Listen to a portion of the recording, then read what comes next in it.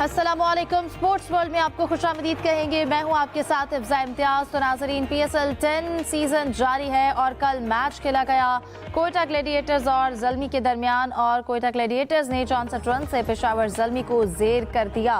आज PSL में आराम का दिन है और इसके हवाले से भी बात करेंगे। कल का जो मैच होने जा रहा है कोयटा और मुल्तान के दरमियान, और साथ साथ जो प्लेयर्स की इन मैचेस में नोकझोंक जारी है। फिर PSL के 2 मैचेस रीशेड्यूल करने पड़े, उस पर कुछ कह लें कि तहफ़्फ़ुज़ात का इजहार भी किया गया है। किन मसाइल की वजह से ये चेंजेस आ रहे हैं, और जहां पर हम खिलाड़ियों की नोकझोंक की भी बात करेंगे। उसके साथ साथ जो एक पाक भारत इस वक्त सिचुएशन है नोकझोंक की, खेल के हवाले से जिस तरह से खेल को सियासत में झोंका जा रहा है, इसके हवाले से भी गुफ्तगू करेंगे। मेरे साथ स्टूडियो में मौजूद होंगे यूसुफ अंजुम और सलीम खालिक साहब हमें ज्वाइन करेंगे। आप दोनों को वेलकम कहूँगी।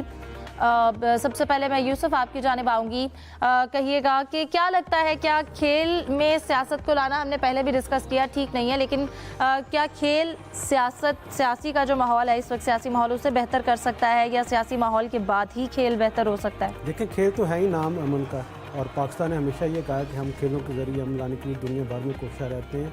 पाकिस्तान ने कभी जंग की या किसी दूसरी बात ही नहीं कही है। रही बात इंडियन क्रिकेट बोर्ड की या इंडियन जो रवैया उनका, वो इतनी तौर पर एक रंगबाज इंडियन हुकूमत है, और उनका जो रंगबाज इंडियन मीडिया उस बात को लगाम दे रहा है कि फैला रहा है कि जंग की जाए, ताल्लुकात ख़राब की जाए पाकिस्तान के हवाले से, और ख़ास तौर पर खेलों में भी उनको सियासत ही हमेशा वो करते नज़र आते हैं।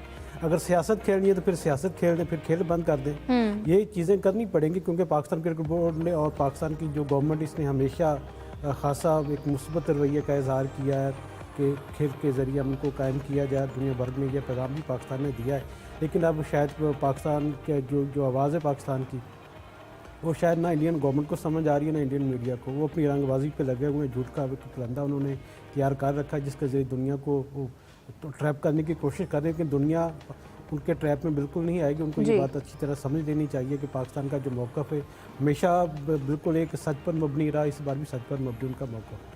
बिल्कुल। सलीम खालिक साहब, जैसा कि हमने देखा है कि इंडिया एक डरा हुआ है, अपने अंदर से काफ़ी लोगों की आवाज़ें आ रही हैं कि जिस तरह से भी ये एक वाक़या बनाया गया है, ब्लंडर किया गया है, झूठ पर मबनी, उसके हवाले से इंडिया के अपने शहरी ही आवाज़ उठा रहे हैं, और उसके बाद भी इंडियन मीडिया की जानिब से भी हद्दुल इम्कान जितनी कोशिश हो सकती है कि कोई बाहर से इंफॉर्मेशन ना आ सके, इसकी भी कोशिशें की जा रही हैं। 16 इस वक्त कह लें कि मीडिया प्लेटफॉर्म्स हैं, यूट्यूब चैनल्स हैं जिन्हें बैन किया गया है इंडिया में, जो पाकिस्तानी प्लेटफॉर्म्स हैं, उस हवाले से आप क्या कहेंगे?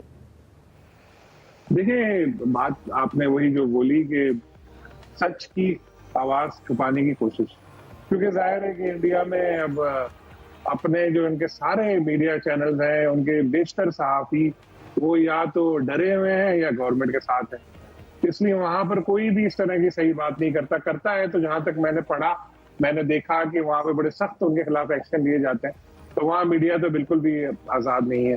तो अब जो लोगों को इधर उधर से खबरें मिल रही थी, तो वो यूट्यूब या यही कुछ है, लेकिन अब वो बारी बारी इस तरह पाकिस्तान के भी चैनल या दूसरी जो आवाज़ें हैं वो बिल्कुल बंद कर रहे हैं, और उनका झूठ जो है वो आपने जिस तरह बताया, पर्दा उसका अवकाश होता जा रहा है। और इंटरेस्टिंग बात मैं आपको एक और बताऊं कि जो उन्होंने अभी पिछले दिनों खबर चलवाई थी कि गौतम गंभीर को कत्ल की धमकी मिली है, और उसके भी वो लोग। ठीक है सलीम साहब, हम इस डिस्कशन को कंटिन्यू रखेंगे। आप हमारी इस जो गुफ्तगू कर रहे थे, जो इस वक्त चैनल बैन किए गए हैं भारत में और हकायक छुपाने की कोशिश की जा रही है, इस हवाले से आप क्या कहेंगे?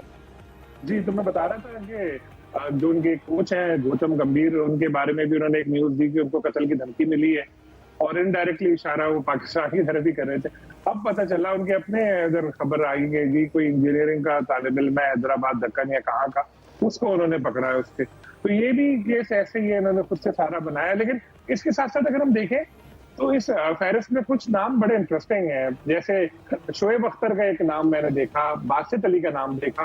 ठीक है, हमारे बहुत सारे साबिक क्रिकेटर, मैं हमेशा यही बात कहते चले आ रहा था कि वो इंडियन नवाजी में बहुत आगे थे। हर जगह वो वीडियो बना रहे, कोहली ऐसा खेला, वो वैसा खेला, अपने प्लेयर्स को लिफ्ट नहीं कराते थे, इंडिया के बहुत ज्यादा करते थे। अब उनको पैसे मिलते हैं, तो अब ये शोएब अख्तर और इस तरह के कितने लोग हैं, इन सबकी दुकानें बंद हो जाएंगी।